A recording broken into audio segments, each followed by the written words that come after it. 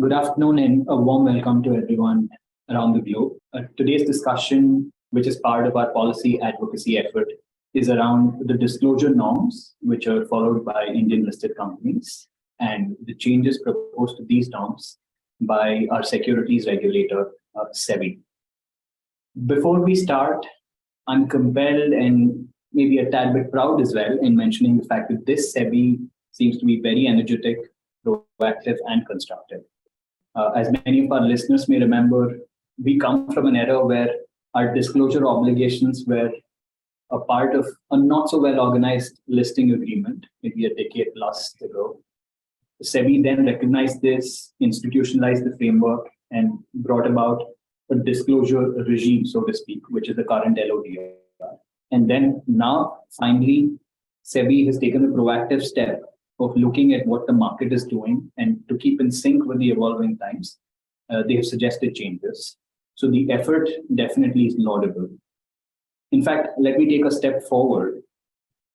The consultation paper released by SEBI in many ways screams of a well thought through methodical approach. And most changes should be workable. But, and unfortunately, there's always a but in these cases, some of the changes seem to introduce a lot more complications than simply getting the regime in place. So much so that the end result may in fact be the exact opposite of what SEBI is trying to achieve. And it's these set of changes, 4 or 5 specific themes that we're here to discuss.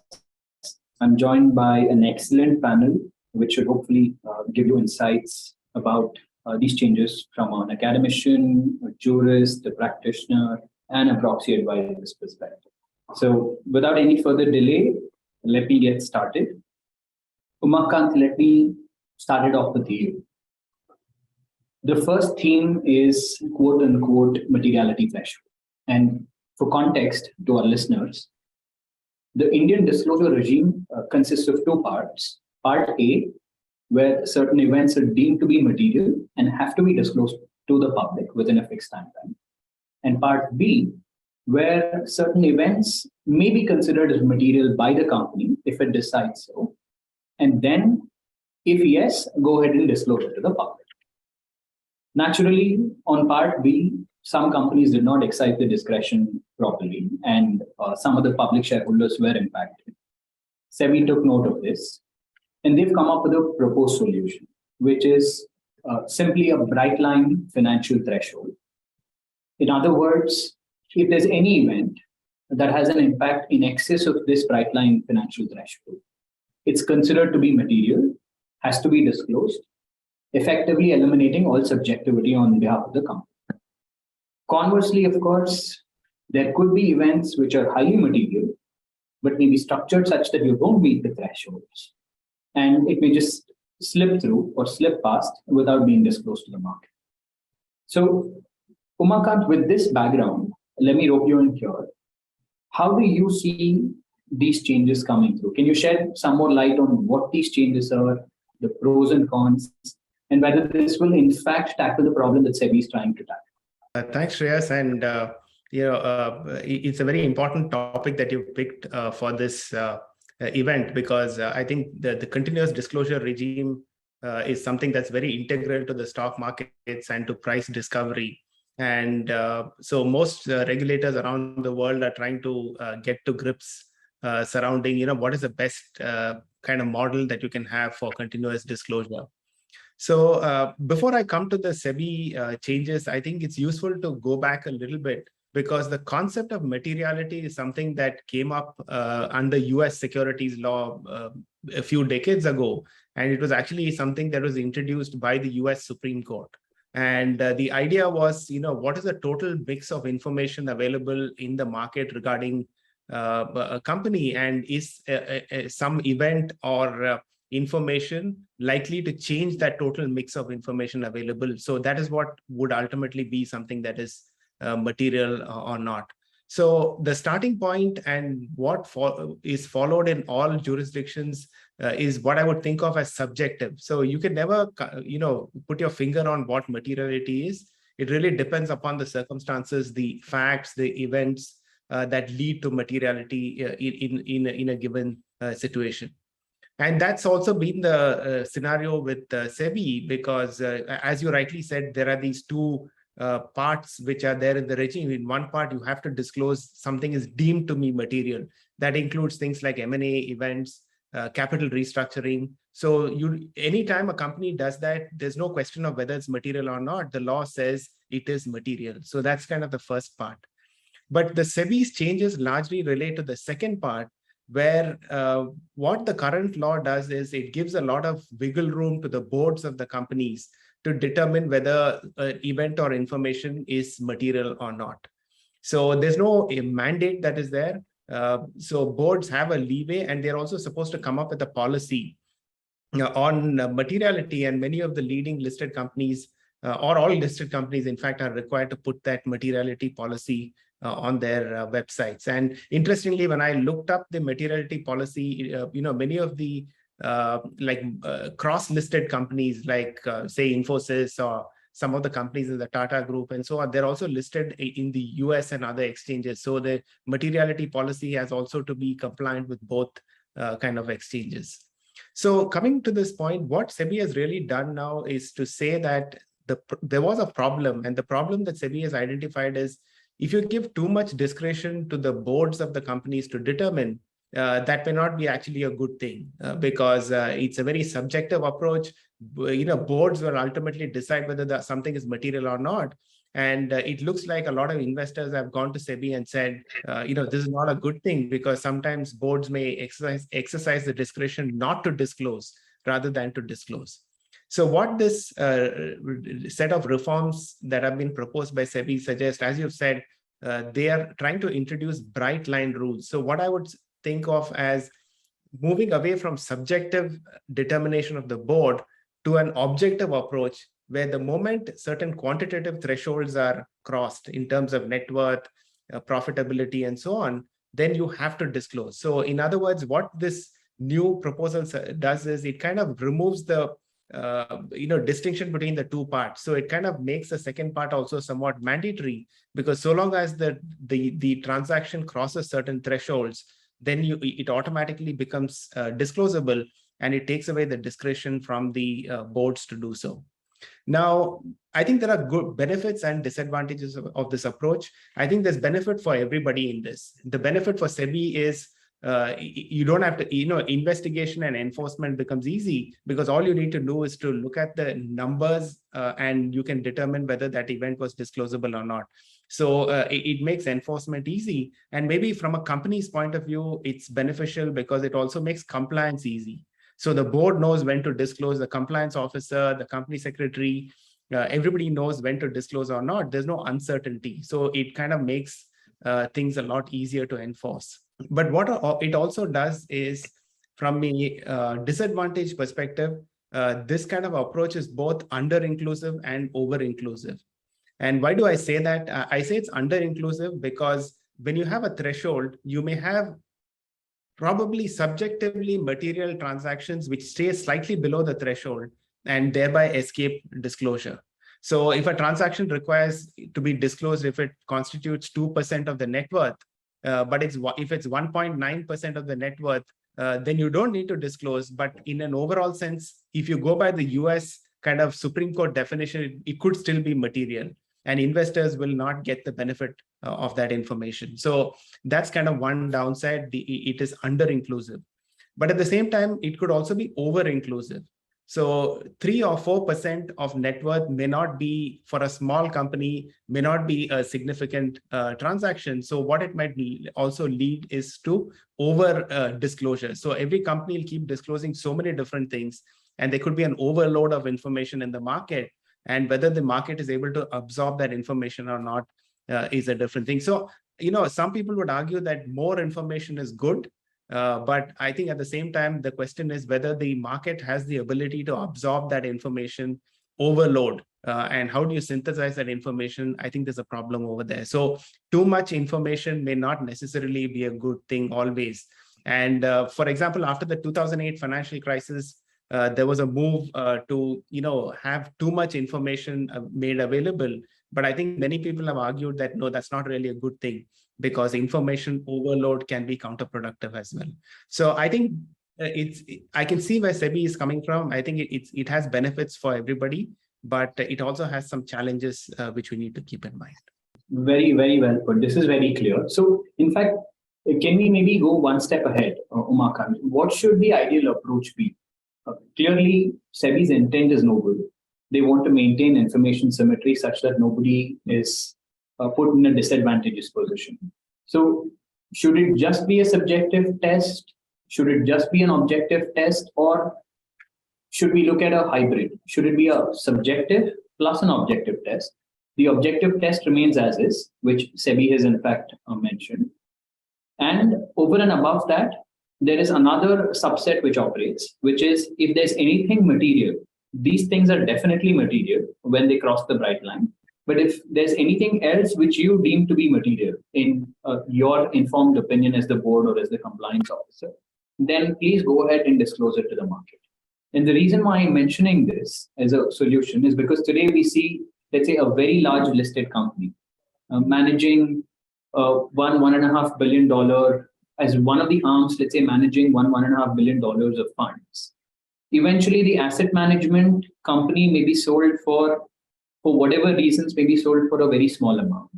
But from a market perspective, it will be important for the public shareholders to know that this company is no longer in the business of asset management. So going purely by, this is in fact a live example, but going purely by a bright line test, would we be achieving what the SEBI is planning to achieve, or is it good to have a hybrid? I think that there is advantage in having a hybrid. And interestingly, in the few jurisdictions that I'm aware of, most jurisdictions follow like a subjective approach. Nobody has like these bright line tests. So to that extent, SEBI is trying to do something which is kind of unique in that sense, at least among most other well-known markets. So to me, it seems like what SEBI has introduced is like hard rules. So if it's more than 2%, you have to disclose. If it's less than 2%, you don't have to disclose. What might be beneficial is to think of this 2% as like broad guidance. And then if it's more or less, leave it to the board to make a decision. So if it's more than 2%, let the board, if the board doesn't want to disclose, or if it's like immaterial in the overall sense, then maybe the board may have to justify why it didn't have to disclose.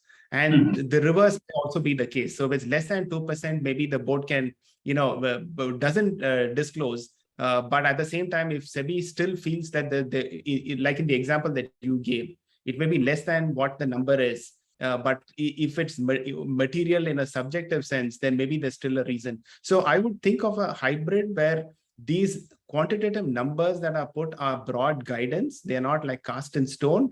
But if it's more or less, there could be an onus on either side to justify why it might be material, rather than to have this as a hard number where it's black or white on either side. Got it. Let me then switch gears and move maybe to the second theme that we have, which is market rumors or media leaks. Now, when it comes to listed companies, for a variety of reasons, and especially with the top listed companies, there are always media leaks and market rumors. It could be a potential acquisition, a potential fundraise, a new contract being signed, so on and so forth. Historically, if we look at listed companies and their approach, it's simply to say we don't have any comments on these rumors, wait for concrete information to come out, and then disclose as per our disclosure regime, whatever is required. Now, though, what SEBI has not forgotten and what we should not forget as well is this aspect, that in the meanwhile, once there's a media leak, the share price starts seeing a lot of traction. And ultimately, if the media leak doesn't turn out to be favorable, or even if it turns out to be favorable, many of the ordinary public shareholders get impacted because of the price parity not being maintained, or let me put it this way, information parity not being maintained. So to address this, SEBI came up, and I think SEBI has just said, hey, top 250 listed company, please listen, all of you. If there's any kind of media leak, whether it's about the price, whatever it is, if anything comes out about any listed company, top 250 listed companies, then come out, either confirm or deny. On the face of it, seems like a very simple solution. But here's where maybe, Hitul, I'd like your views. Is this really such a simple solution? Or is there more to what meets the eye here? Can, let's say, vested interests use the media to create a false market? Can this end up being far worse than where we are right now? How do you see this panning out? Okay, let's look at what SEBI is trying to achieve, right? SEBI is trying to say that you have to have uniform disclosure for all stakeholders. And if the media comes to know first, you have to therefore provide clarity to the market to ensure that you're trying to avoid creating that false market. But in doing so, and while the intent seems to be in the right place, I think the way that the proposed regulation is structured, it can create several sort of complications, right? A simple argument could be that media itself can be mischievous, and therefore information that they create would compel a company to purposefully sort of confirm or deny, which they don't necessarily want. Second is, let's say you're in an M&A transaction. You're in the midst of discussion with the counterparty and negotiate. The news leaks out. You can't really deny it because you are in talks with that company, but you can't really confirm it because the transaction is not true. So therefore, there needs to be some kind of definition around what will therefore necessitate the company to confirm or deny. You could argue two things. One is that the regulator therefore needs to articulate that in greater finesse in terms of at what point in time is it considered a confirmed transaction, or the materiality policy of a company itself embeds this in that, in case of market rumors, we will confirm or deny only, we will confirm only under the following conditions, which could be we signed a term sheet or we agreed or whatever, whatnot have. I think the regulation, the way that it's crafted, has the ability, unfortunately, to create a false market. A simple example could be the recent mineral water transaction, which is announced, right? The party selling went on CNBC, said we're selling. The party buying simply said we are in the lookout for great opportunities, but did neither confirm nor. Now you could argue that the party selling will actually, sort of going three other players or three other competitors, and this essentially allowed them to negotiate the price higher by putting this out there in the market. So the parties for transaction themselves can actually use the media to bump up price or negotiate. Pretty much started a bidding war in that way. Correct. It can start a bidding war doing that. The media itself can use a guessing game to figure out what is the right price, right? I could simply put on the table that the price is $1,500. Now, company has to confirm or deny. So therefore, you know whether it's going to be more than 1,500. If you put it a range, you know whether the range is right or wrong. So media itself can be mischievous and do something like that. So this can play out both ways, right? The other piece is media information is not necessarily limited to M&A transactions. It could be for all sorts of things. And therefore, what the regulator needs to narrow down is really what is the construct of when companies should deny and when companies should confirm. It can't be for every single thing the media writes. It has to be narrowed down to a certain set of agendas. Just let's keep it as only M&A transactions because these are have material implications for companies. And therefore, companies need to confirm or deny, but they therefore articulate at what stage will they confirm and at what stage will they deny. There's a transaction which happened with the largest company in India, largest market cap in India, where they announced the transaction didn't happen. At the second level, they didn't announce the transaction happened, SEBI fined them. So it's always going to play out, and the uncertainties around some of these things are very high, right? So therefore, to simply say that because media shoots out something, therefore immediately the company needs to confirm it, and it creates a lot more complication. So I think regulation needs to articulate these two things in terms of what, and I would just say that they should narrow it down to simply saying M&A transactions, and also have a guideline around what is the point in time that they will confirm and which adds more clarity to the market. Otherwise, this is going to be free for all, right? If you look at freedom of speech argument, media is going to say we're the fourth estate, we can write what we want, and then you can't have companies always tracking what media is going to say. And then there is the whole definition of mainstream media, right? The whole regulation says that when mainstream media sort of refers to something. Now, what is mainstream media? Is WhatsApp University also mainstream media? Or is it only going to be CNBC and Economic Times? So these are some of the questions. So I think this needs to be narrowed down a little bit for it to be more effective. In its current context, I think it's just too expensive. That's as mainstream as it can get, actually, the WhatsApp University. Yeah, that's true. With access to every single person almost. Maybe better access than what most mainstream media have in India. True. And right for rumors. Yeah, true. But let me stick with this theme and let me maybe again look at another part of this. Amo, you've been part of and you've handled some of the most complex transactions in the public M&A space. Let's pick up a subset of this issue, which is, and Hital alluded to it partly. How will this change impact public M&A deal making specifically? And more so in the context of, let's say, price certainty, confidentiality, deal certainty. How will companies react to it? What are the concerns investors will have? Can you just share your views on this? Yeah. So, before getting into the details and, unfortunately, the impact of this proposed change in law is so far reaching that this is going to take me a little bit of time. So maybe just everybody should bear with me a bit. Before we go into the details, I think it's important to understand that this is not the first time that SEBI is actually proposing something like this, right? The same interpretation was actually laid down in the Reliance case a couple of months back when, the Jio Facebook deal was actually announced into the market, not officially, through a market rumor. And SEBI said that, Reliance actually has to confirm or deny this rumor and held Reliance liable for not confirming it, because on the same principles, right, that, if you don't confirm it, then there's no information symmetry in the market. So, the interesting point here and the reason why I picked it up is that the appellate tribunal has actually stayed SEBI's order in this case, right? And while the matter was pending with the SAT, these LODR proposals have come out. So, with that background, maybe I'll just go through a couple of examples and we'll see exactly how the proposal impacts three key market players in my mind, right? One is the investor community, the second is the listed companies themselves, and the third are retail shareholders, right, whom SEBI is ultimately trying to protect. So let's look at a proposed fundraise situation. Right, suppose a listed company is trying to do a fundraise, they've identified a potential investor, they're planning to do this through a preferential allotment. It's still at the term sheet stage, commercials are not yet finalized, there are no definitive documents, so there's no binding obligation that's really created yet, right? Now the deal is leaked to the media. And, as you mentioned earlier, this is a very common occurrence, right?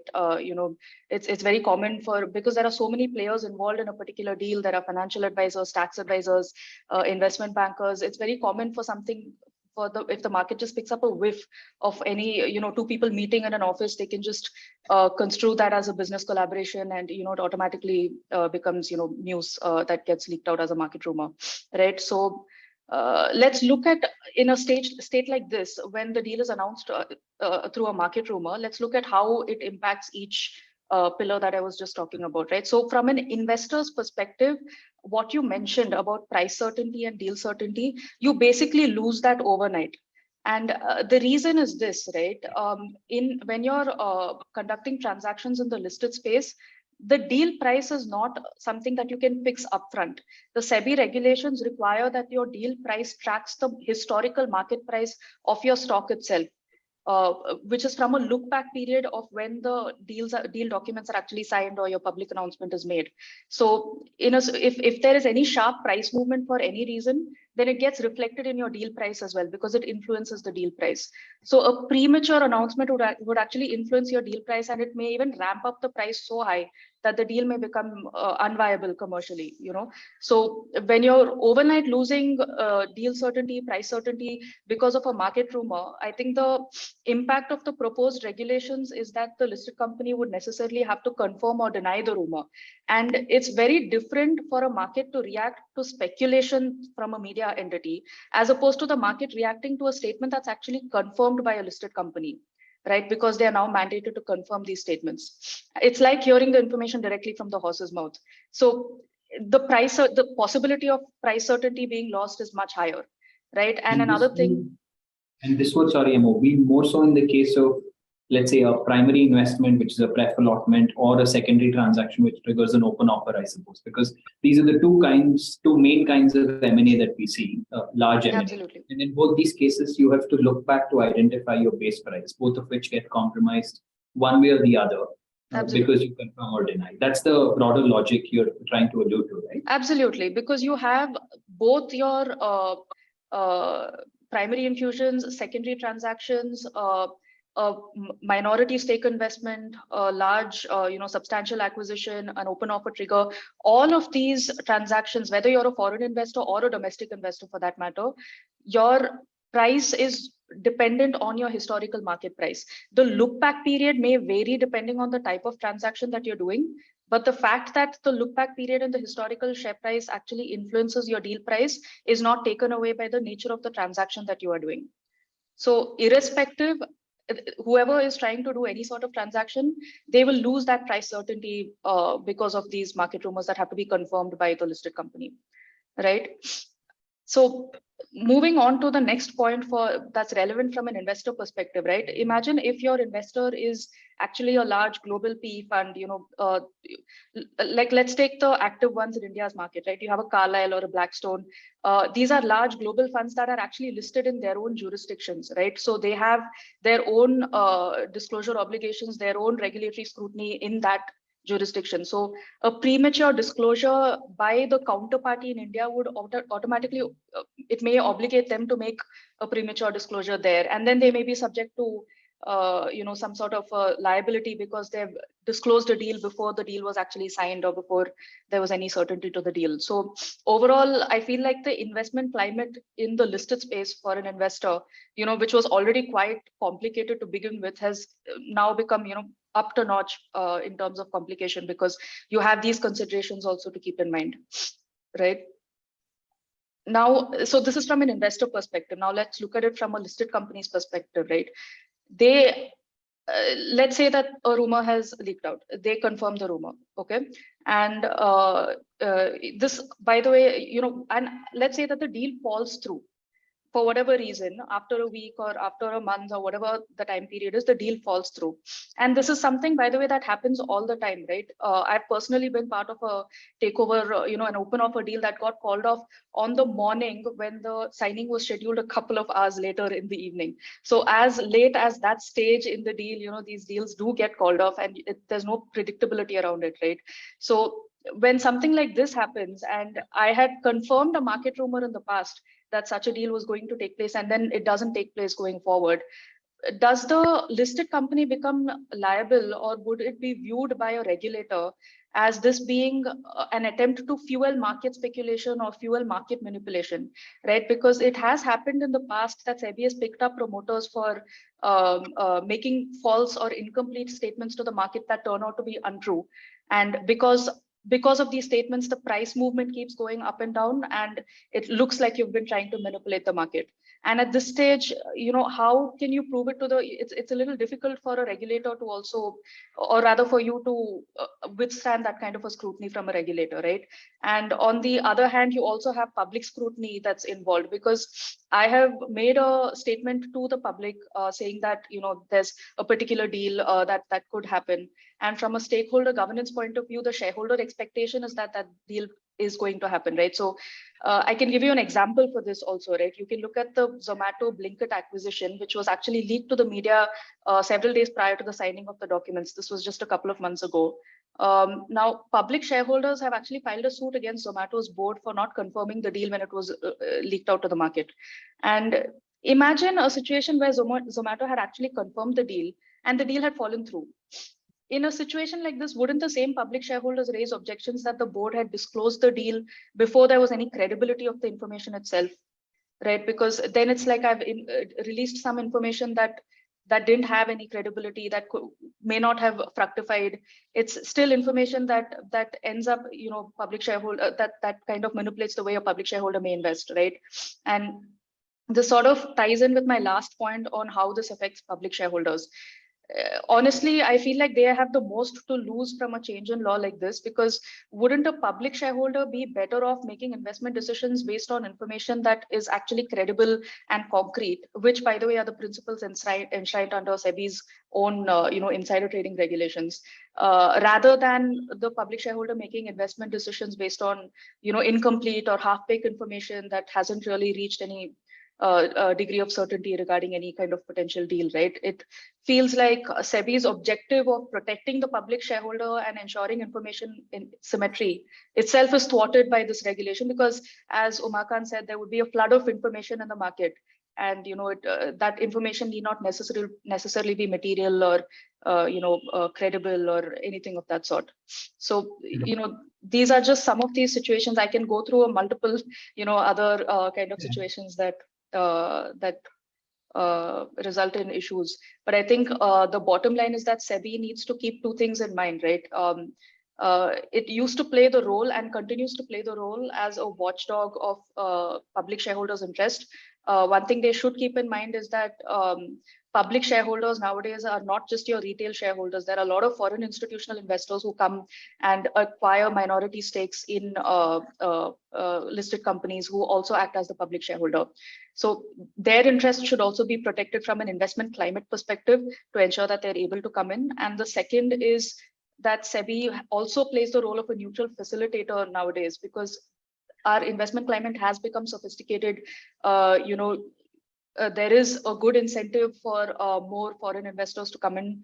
And I think SEBI has sort of also realized this, because it has recently revamped its take private regulations also. And, you can see that there's been our first take private under those regulations, the Blackstone our systems deal. So you can see that SEBI is proactively trying to do this, but I feel like SEBI should probably think of these key things in mind from an investor perspective while it's trying to implement this law.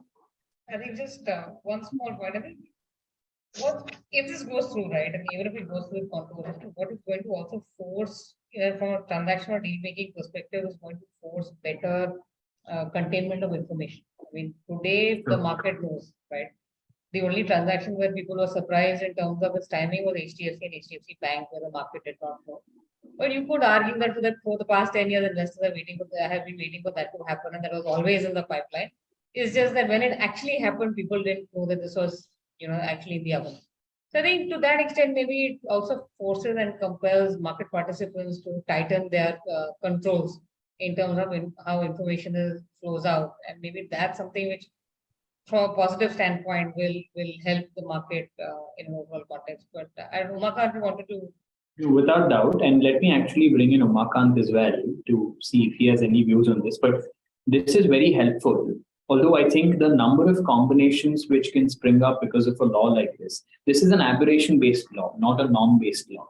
And the aberration is that there's a media leak. How do you tackle it?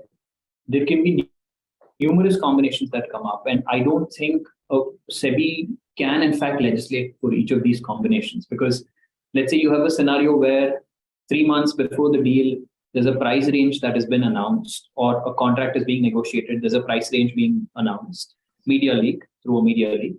The company is forced to confirm or deny it. And let's say 1.5 months in after the leak, but before the deal, the price has been renegotiated. You have to constantly keep updating the public shareholders, because, and if there's no media leak, corresponding media leak after the price has been renegotiated, up or down, then public shareholders will be taking decisions on half-based information, which was anyway half-baked at the time when it came out, and it's further half-baked now, or further diluted, so to speak, as things change. So the number of combinations that SEBI is trying to address through one broad brush stroke seems to be unnerving or unsettling, so to speak. And Umakant, I'll let you chip in on this as well, because this is a fairly important issue. Thanks. Yeah, thanks. So just a couple of points. One is, I think it picks up on the very last point that you made, which is that the whole proposal is broad brush. So it's almost like anything in the media, you have to confirm or deny. So that seems a very absolute rule, which is going to cause a lot of complications, as we discussed.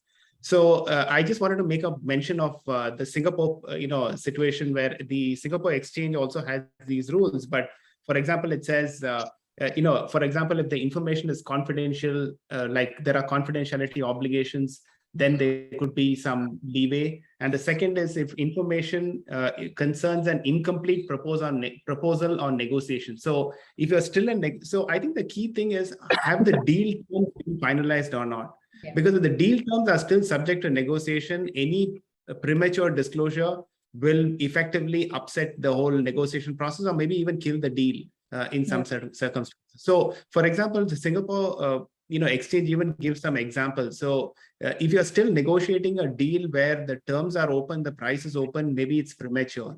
But if the terms are finalized, you enter into a conditional agreement where the price is fixed, then just because it's a conditional agreement and the deal can still be called off, that doesn't mean you can't disclose. You still have to disclose because it's a legally binding conditional transaction. But if the price is not fixed, it's still premature, negotiations are going on, maybe there's a case to say that, then even if you disclose anything, it shouldn't be the detailed terms of the transaction, because that could go against the interests of the parties and effectively kill this deal. And as Amu mentioned, maybe also affect the shareholders adversely. So I think the suggestion here would be to have a more precise approach to it rather than to have the broad brush approach, maybe to think about some of these nuances and build that into the guidelines, maybe if, for example, like how the Singapore Exchange has done. The only second point that I'd make is, it leads to, from what Hetal said, is can this whole regime be misused by parties to take advantage of their own leverage? And I think there SEBI needs to be careful, because there's also another set of guidelines relating to market manipulation, fraudulent, unfair trade practices. So I think a lot may depend upon how those are enforced to prevent a misuse of the continuous disclosure regime, so that no party can take advantage of that for their own benefit, because ultimately it's for market integrity rather than for personally benefiting one side in a transaction. So that's something to be considered as well. Yeah, no, this is very helpful. And maybe on a lighter note, sometimes the existing law probably works well as is, and you don't really need to tweak it. And it addresses all the 90% of the cases. So if you're trying to make a law or a legislation purely to address the exception, I suppose these combinations will naturally come up and may not be addressed fully. So this has been very helpful. Maybe let's move to the next theme, which in fact is a very small point in the consultation paper, but I'm using this as a segue to something larger, which is around transfer of shares by a listed company to a wholly owned subsidiary. And SEBI has asked comments from the public saying, should we disclose this to the market? Now, this helps me walk into another topic, which is what listed companies are in fact doing today, many of them. So instead of raising funds directly at the listed company level, we're seeing a lot of companies pick up businesses or pick up business verticals, downstream them into a wholly owned subsidiary, and start raising funds at the wholly owned subsidiary level.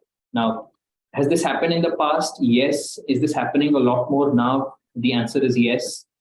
Effectively, on one side of the prism, if you look at it, what are you achieving? You're downstreaming the business without any public shareholder approval to a wholly owned subsidiary, because there's an exemption which was enacted for a completely different reason, that there is value consolidation, but may not necessarily be the case if you immediately raise funds after. Having said that, you actually bring down the business to a wholly owned subsidiary without public shareholder approval. The investor sidesteps, for the lack of a better expression, the entire takeover code. And you may in fact be looking at some sort of a holding company discount after you downstream the business. This is on one side. On the other side, there are cases where there are commercial principles, justifiable principles for which the board of a listed company takes this decision. They put it to a vote as well. Sometimes they may not. And this may be the best way to realize value for the public shareholders as well.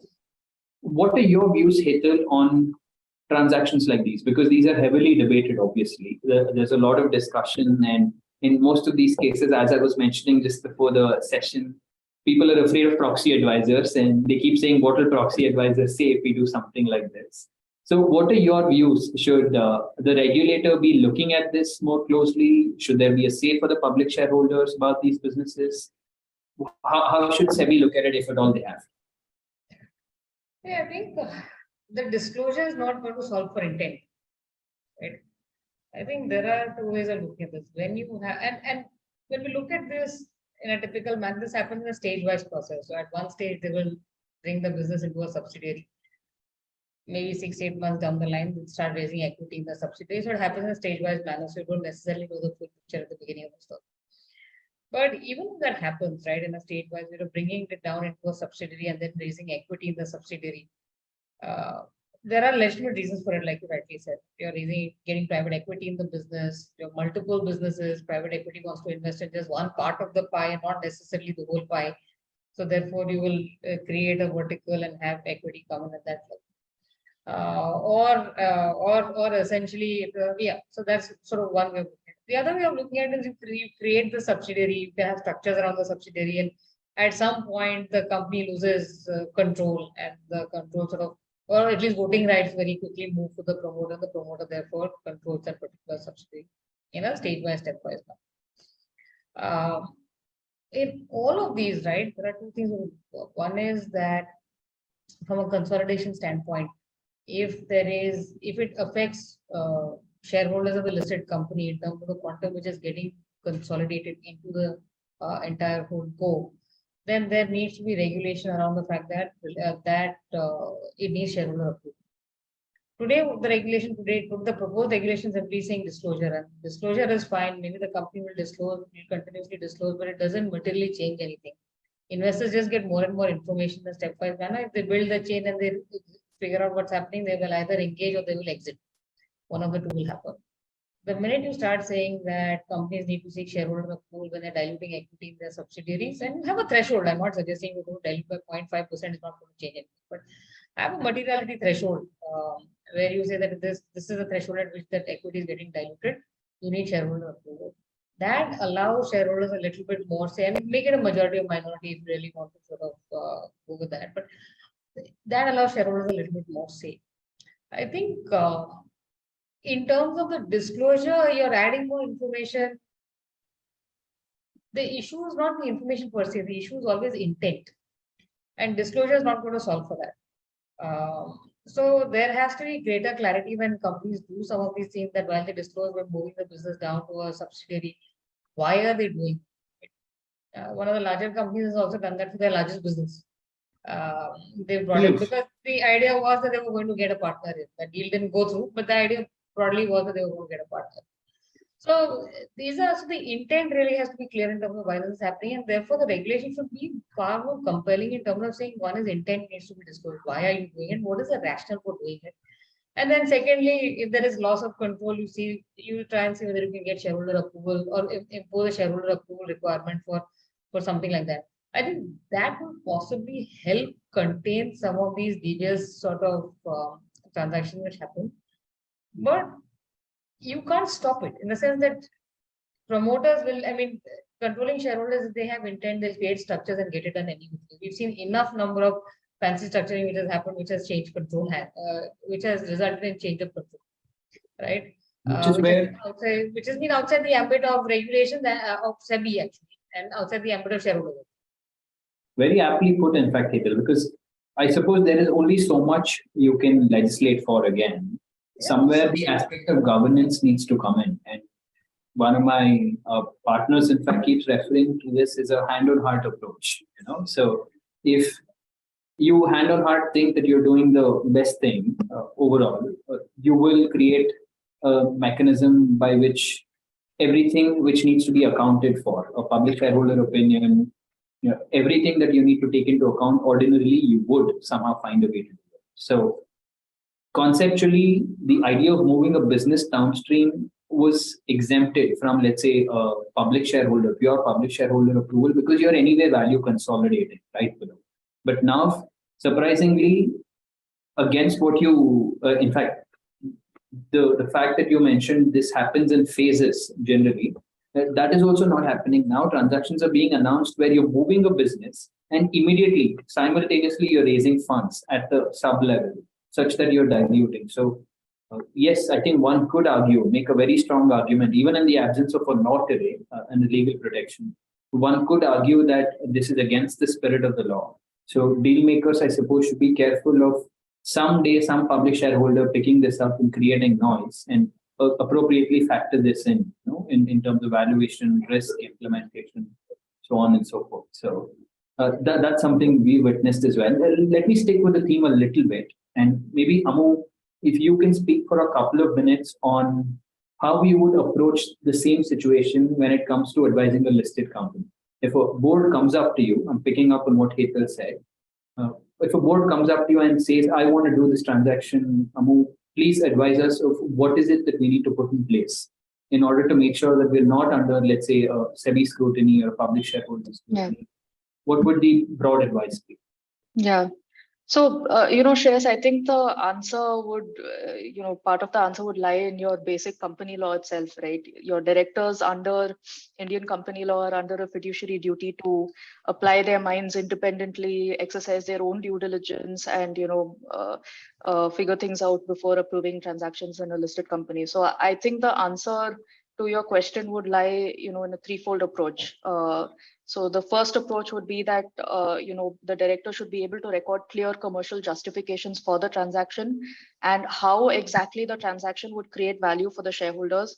So like, for instance, I think you mentioned, right, there would be leakages when you move your business down to a subsidiary from a tax point of view because of multiple layers of tax and things like that. So somewhere the justification should record that the transaction is creating so much value for the public shareholders that the value is in excess of or in spite of the value leakage due to these tax leakages. So that commercial justification is very important.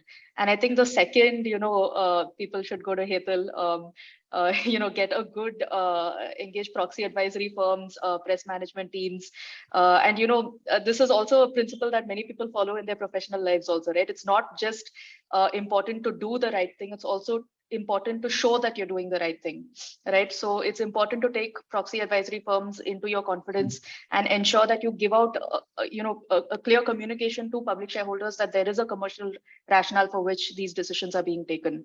And the third point in my mind would tie in with what Hetal was saying. So in spite of the law not requiring you to go for a shareholder's approval, I think that it may be prudent for directors to consider whether you can go to a public shareholder and seek these approvals, because it inspires a higher degree of confidence in the management itself.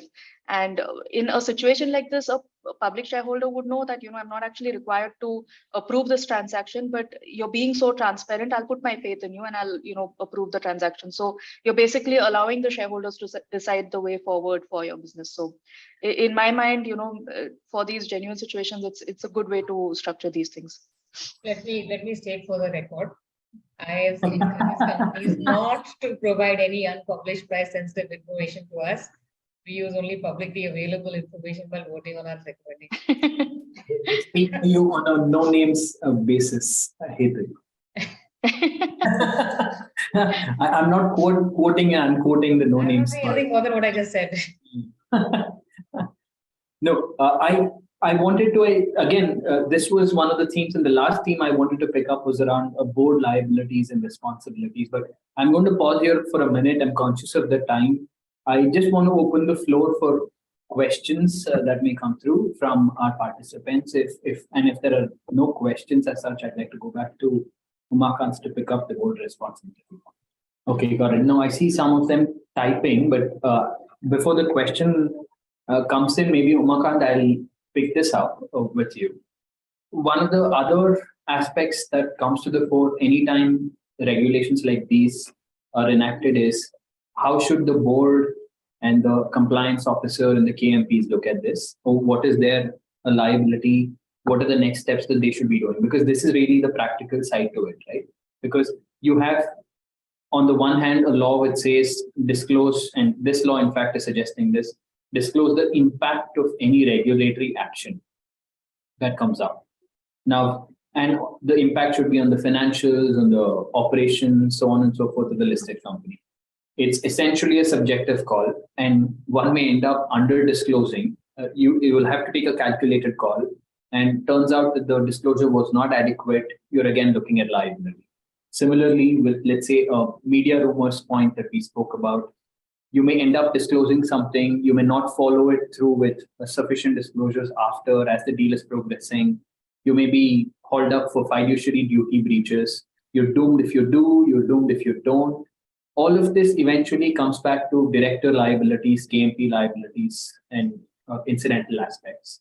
In India, this obviously is not very aggressively looked at or pursued by the regulators, but I see winds of change, especially recently, where I think the securities regulator has held a company secretary responsible and said, these are your duties, you just can't be a post box anymore. So this is clearly following what the West in many ways has always been doing for the last 15, 20 years. How do you see this shape, this aspect of liability? How do you see this shaping up? Yeah, thanks. So when we look at liability, there could be liability under the Companies Act, fiduciary duties, which we just mentioned. And secondly, there could be these, disclosure related issues under securities regulation. So though we have robust fiduciary duties under the Companies Act, I think enforcing that is going to be more difficult because hardly anybody, has any directors have received, except of course in cases where the company has, has been subject to a fraud or some kind of a serious issue. And we've seen some of those where the government steps in and takes over and things like that. Except for those, I don't see any significant concern from a Companies Act perspective because enforcement is quite difficult from that angle. But as you rightly said, SEBI has been quite active. So if I were a director on a company, I would be more worried about SEBI-related securities regulation from a listed company than from a Companies Act perspective. And I think directors will have to be, wary about disclosures. No longer is it going to be something as a matter of fact. There needs to be real policies and structures in place. So I think, like you said, SEBI has gone after not just the directors and the company, but also company secretaries and things. Although in one of the cases recently, the SAT actually overturned SEBI's order to say that company secretary, need not have, to take any calls. They're just effectively implementing decisions of the board. But we don't know if SEBI is going to appeal further to the Supreme Court and so on. But I think this is, from a securities point of view, this is really a concern. So what do boards have to do? I think in light of these, it is probably necessary for listed companies, boards, to be more prepared for handling the so-called PR publicity perspective angle to it, not just proactively, but also reactively now, because not only do you have to proactively put out things, but you also have to react to rumors and market information that's out there. So I suppose that part of it may have to be made more robust than it currently is. I don't know if it involves hiring more people, setting up a more important kind of policy structure around it. So I think that's something. And the second thing is, I think that we discussed this whole issue about what is the meaning of mainstream media. So companies, especially when they're doing important transactions, may have to keep a watch on what the press is saying more actively than before, because I think immediately the company may have to put out certain press releases and so on. And the third thing I would say is, if the company is going to do an important transaction, usually an M&A transaction, but it could be other price-sensitive transactions as well. I think it's a task of the boards and the advisor to have a proper policy on what happens. So companies need to be prepared with what is the information I'm going to put out myself, and more importantly, what kind of information do I put out if there is a market rumor? So maybe some of that discussion may have to happen upfront between the companies, the directors, the advisors, and the PR establishments within the companies. So I think that the companies may have to be in a greater state of readiness. And the more prepared you are, I think if there's an action against the directors, the more defensible the actions might be. Because once you can show that the necessary personnel applied their minds, it was not like somebody shot off their hips. They were really thinking about all these and made a conscious and informed decision. I think that would help against any regulatory action. So I think that mechanism might require greater attention than it has been in the past if these regulations were to be amended the way SEBI is proposing. Thank you. This again, I think in addition to what we've discussed, there will obviously be, from a practical standpoint, again, a constant relook at D&O insurances and the limits. So we are seeing one point which I thought our listeners may benefit from is we're seeing increased activity on the D&O insurance space especially when you have institutional investors who are sitting in. You had the Satyam example, which is 15 years ago, and that was looked at as an aberration then. People used to speak of $1 million cover, $500,000 cover.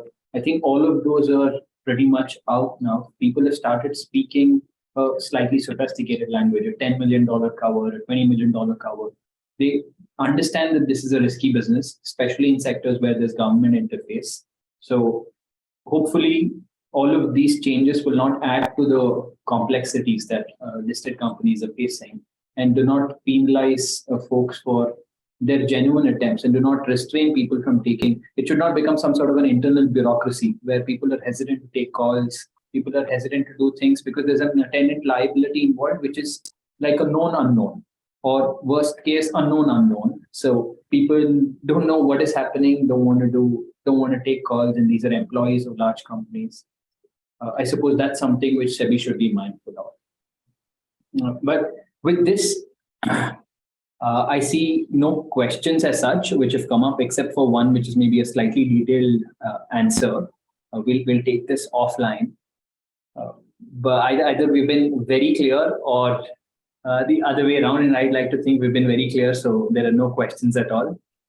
Thank you, everyone. Thanks for joining in. It's been a pleasure hosting all of you, and thanks, special thanks to Umakant and Hetal and Amu for sparing time and joining us for this event. So, thank you so much. Thanks, everyone. Look forward to hosting one more soon. Thank you.